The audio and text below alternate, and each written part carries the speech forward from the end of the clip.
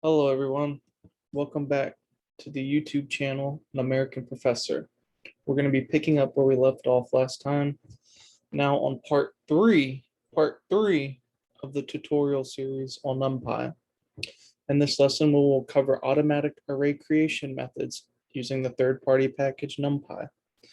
There are many Numpy methods that one can use to create special arrays that can be used for different purposes.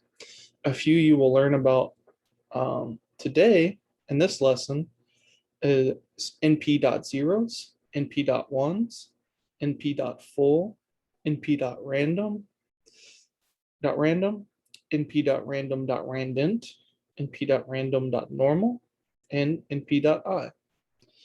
Let's study all of these by creating the same size matrix 10 by 10 2D arrays and see what it looks like for that size array. So we visually can compare the different matrices.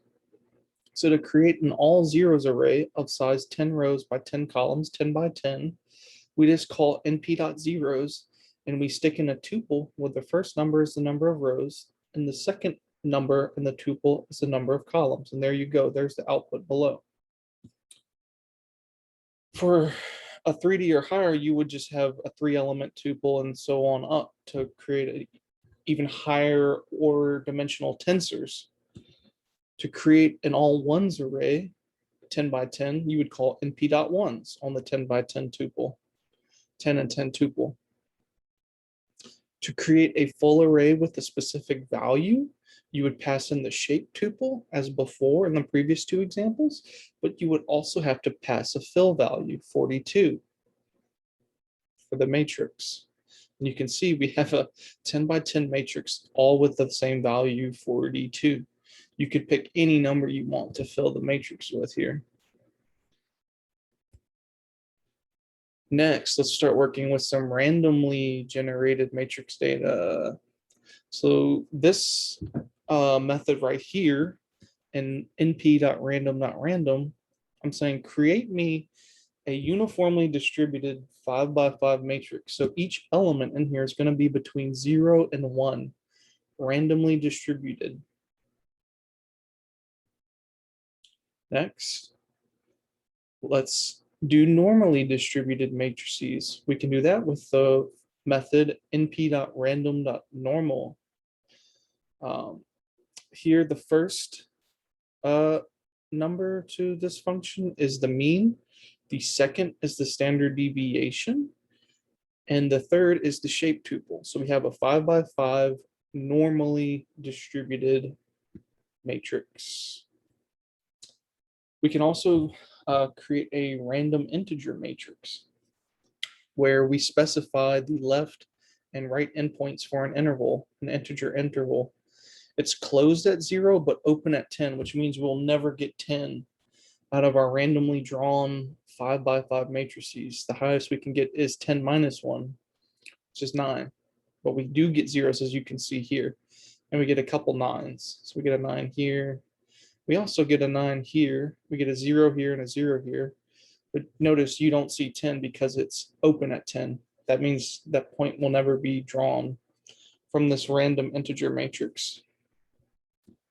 You can create a diagonal matrix of all ones using np.I. You just specify 5 and it knows to create a 5 by 5 matrix and it'll populate it with all ones on the main diagonal. You can scale that by any number you want if you define a scaling variable and then do scaling. Here I define scaling to be 42 and I multiply by that diagonal matrix to create any diagonal matrix I want.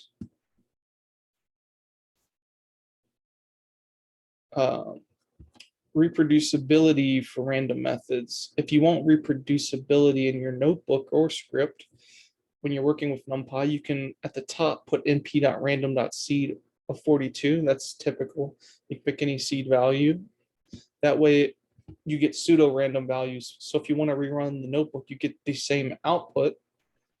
If someone else wants to reproduce your code, they'll get the same output, but the values are random each time. Next, we need to discuss indexing arrays. It's very similar to lists. where if we define this array called my underscore array as -3, -2, -1, 0, 1, 2, and 3, if we call my underscore array of 0, again, indexing as in list is square brackets. So we get -3, but first we printed my underscore array to get off the whole array, so you can see that. If we get the second element, we indeed get -2. If we do my underscore array with the -1 index as list, we get the last element out, which is +3. More 1D array indexing. So as in list, you can get ranges of the numbers back using the colon notation. So from 0 to 1, because it goes up to 1 before 2. So you get -3 and 2 out. You can go -2, so 2 back to the end to get 2, 3. You can also use double colon, and with the last number behind the second colon, that is like a skip parameter. So it's saying skip every other one. So it goes -3, -1, 1, and 3. Then indexing for 2D arrays. This is another step up from list. So this is a newer functionality. So the first index here is to specify what row we're talking about. So the 0th row is the first one. The first row is really the second one here. And the second index into the matrix, this square bracket notation is saying what column, the 0th column or the first column. That's how it works for 2D arrays for indexing. For pulling out a specific row, you would do, if we want to get just the first row, we would put in 0 into the square brackets, comma, colon. That's saying grab the first row and get every element out. We want to extract the second row, we do 1, comma, colon. And you can verify that 70, 50. If we go back, that's the second row. The first row is 20, 80, which we pulled out when we extracted that first row. Same thing, you can pull out columns, saying grab everything, every row, but this for the 0th column, and grab everything in every row for the second column here, index 1. Everything in Python is 0 indexed. For automatic vector creation, there's a couple useful functions. np.linspace to create evenly distributed data in a range, and also np.arange where you can create custom ranges with the start, stop, and step as inputs. So let's look at a couple of these. So if we want to create 50 evenly distributed points between 0 and 1, this is how you do it. The first argument is the start, the second argument is the endpoint, and then we specify how many points we want using the keyword argument num. To create integer space data, integer range, you use np.arange, and it'll go 0 to 50, but it'll go 1 before 50 in steps of 1. So you go 0, 1, 2, 3, up to 49. So if you want to get the 50th value back, you have to put 51 here, because it always stops 1 before. Some useful aggregation functions in Numpy to discuss is np.sum, where it would sum everything up in the array. Some of these are intuitive, like np.prod. That would actually multiply everything in the array together to produce a scalar output. np.mean would produce the mean of the array and return that all the way down. So we can play around with some of these. Well, first about creating a random vector. If you want to create a random vector, you can do np.rand and put in how many elements you want out. So this is produce a 50 element random vector out. And then I just call a bunch of aggregator functions on this random vector called rand_vect. It's a variable name I gave it. It's produce the sum, the product, the mean, the standard deviation, the minimum, the maximum, where in the array the minimum occurred, where in the array the maximum occurred, using np.argmin and np.argmax, and then getting the medium value using np.median. You can see what those values are down below. And I encourage you to pause the video and verify that these values are correct. at least go back and look and see based on that vector above. Let me know what you think. Some more useful NumPy functions. These are trigonometric, but useful for different programs. If you're doing your math homework, you may want to use NumPy.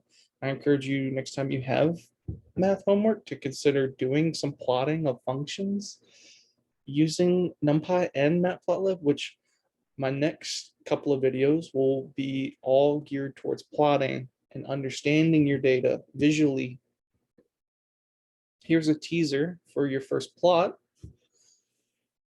I use the np.lenSpace function to create some x data, and then I use the np.sign function here, trigonometric, on that data. You pass in the whole array and it'll return the sign of each value. And so you have y over x and you have a nice function. And then Matplotlib, which you'll understand in due time, can create these beautiful plots with different labels, sign of x for the y values, because that's the function we're plotting here over its domain x. And also NumPy has so many linear algebra functions that are like really useful for doing research and understanding your data and doing more advanced data science. So I just encourage you to have fun with it. Later on, I'll be making use of NumPy and Matplotlib without going into the weeds of all the details of that, because I'll expect you'll have learned it by then, so I can focus on machine learning, reinforcement learning, and data science and future videos much further down the road. After you have that core understanding of NumPy and Matplotlib, I'll be able to get into what I'm really interested in, which is reinforcement learning, different projects. And hopefully you're getting a lot out of these videos and then my upcoming videos on machine learning, reinforcement learning, data science. That's it for this video. Don't forget to hit that like and subscribe button. Need to help me out with the YouTube algorithm. I'm not getting enough traction right now. Need to get some more subscribers in. Need to get some more watch time. Please watch till the end. Leave a comment. Let me know if you have any questions. Have a blessed day. That's it for now. Bye-bye.